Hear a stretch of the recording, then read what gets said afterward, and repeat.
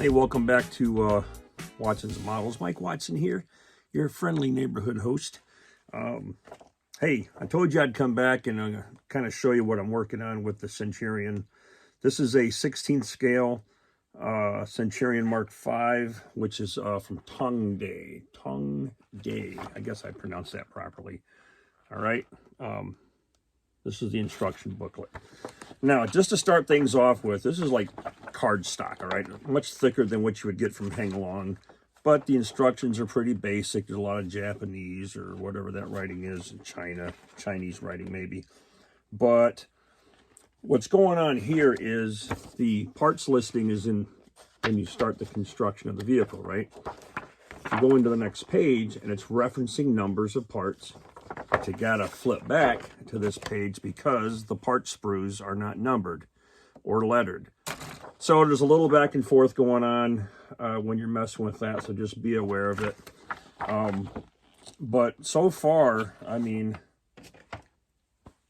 almost every one of these parts that I'm putting on here need to be glued on because the fit is extremely loose on a lot of parts. So you can't just snap it on there like you can with a hang-along. You gotta, use a little bit of CA glue or even some of this Tamiya thin cement works good too if you just let it sit and not mess with it too much. But you can see where I'm working on the smoke grenade launchers, okay, on both sides. Now the instructions on the smoke grenade launchers have the sequence of the angle incorrect in the instructions. What they want you to do, and you can see right here, they want you to take the high angle to the top and gradually work your way down to the bottom. Well, you do some research on the tank and you'll find that the straight shot is on top and then we start to gradually angle out away from the vehicle. So I had to make those modifications, not a big deal. It's just repositioning them, but again, you have to glue them. Now, the other problem with this turret, and let me just angle the camera down a little bit, okay, is the detail here, which represents the metal banding that supports the canvas shroud that goes over this on the real vehicle, is pretty prevalent on the side here. But when you get over here, it's almost like the mold, it didn't make the mold all the way. And the angle of the turret over here is a little bit different. So when you mount these brackets, they don't fit properly. In fact, what they do is they almost sit like at an angle and they point in a funky direction and they're not parallel to this side. So I had to make some cuts on the base of this, took the pins out.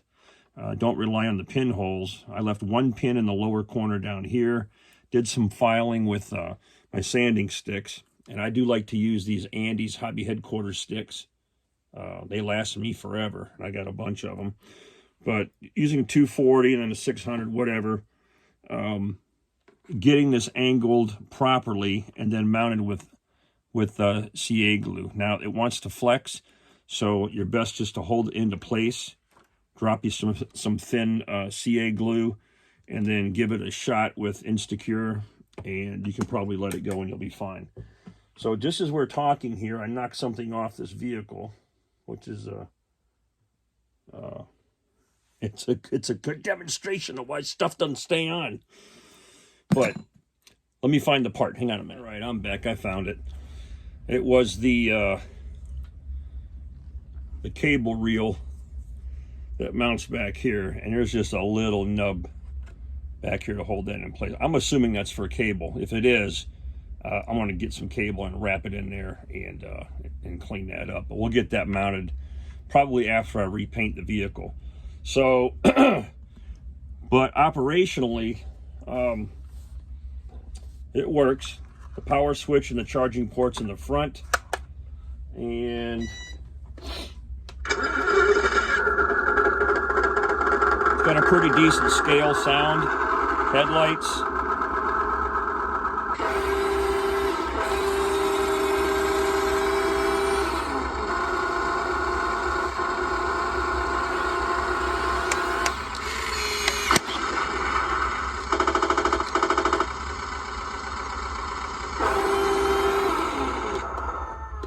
put that turret back in place because I'm doing work on it and I need to access certain things. So, okay. So moving on with the vehicle here, there are a lot of parts that have ejector pin marks on them. So when you're removing parts off of the sprues, they will have little dimples. Here's an example right here where you've got a dimple that's going to need to be filled. Same thing with the headlights. It's just, it's just where it didn't fill all the way. The other thing is, just to kind of give you an idea how loose these parts are. Where's my my deal here?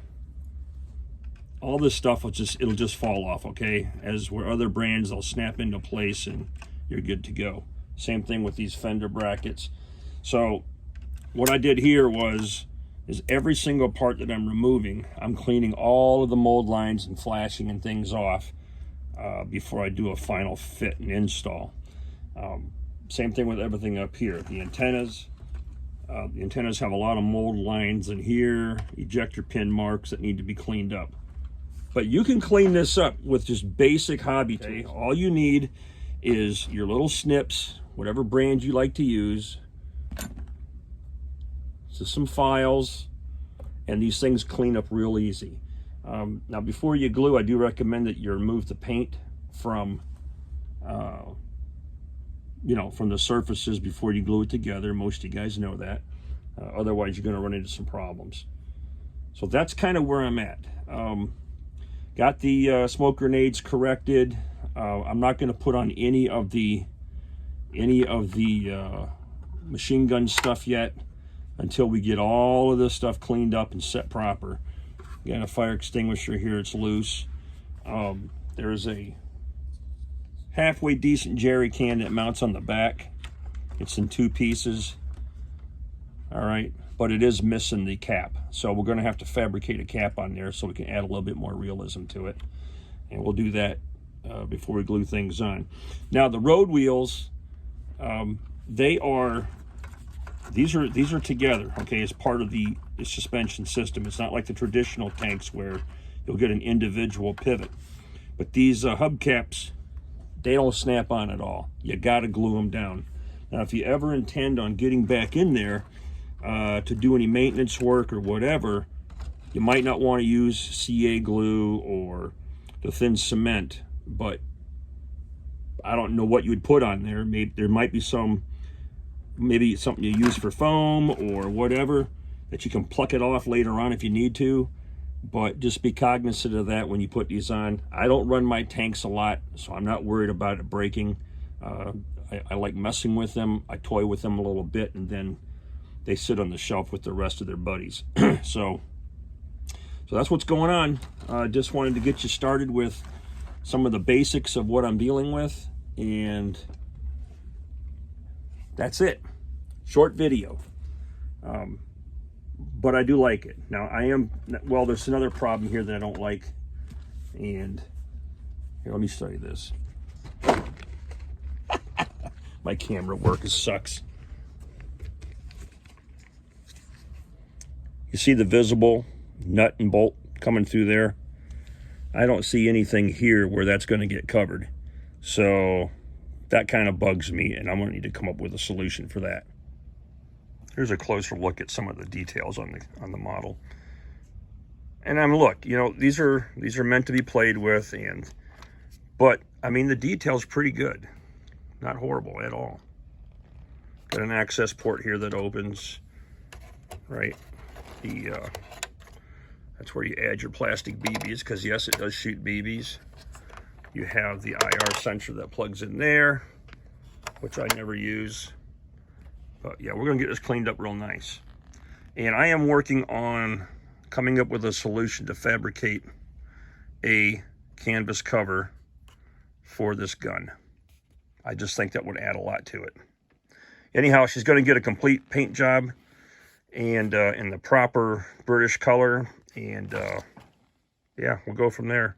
Stay tuned as we make progress. One other thing I forgot to mention, when I got the model, it was packed really good, but there was no gun. and there was just a nub sticking out of here. And I thought, oh, okay, well, I don't know what the plan is for that. I just went and grabbed it, and that whole thing pulled out, so it wasn't secure. So we do have some CA glue on there holding that in place. The gun tube, you know, the shroud is translucent, so when you fire the weapon, this whole thing glows. But we're going to get this painted up and keep the end clear. I'm even going to drill a hole in here, and hopefully we'll get some light shining through that. Yep. And the other thing that's be aware of are these lifting hooks. The directions, they're a little bit confusing. And what I did is I accidentally put the corner pocket of this part of the deal inside the slot, and then it was raised above this. This needs to be as flush as possible with the top of the turret all the way around, okay? And you have 4 of those. All right, and there's one there. And we'll put some welds in here just to kind of clean that up and make it look like they're welded on.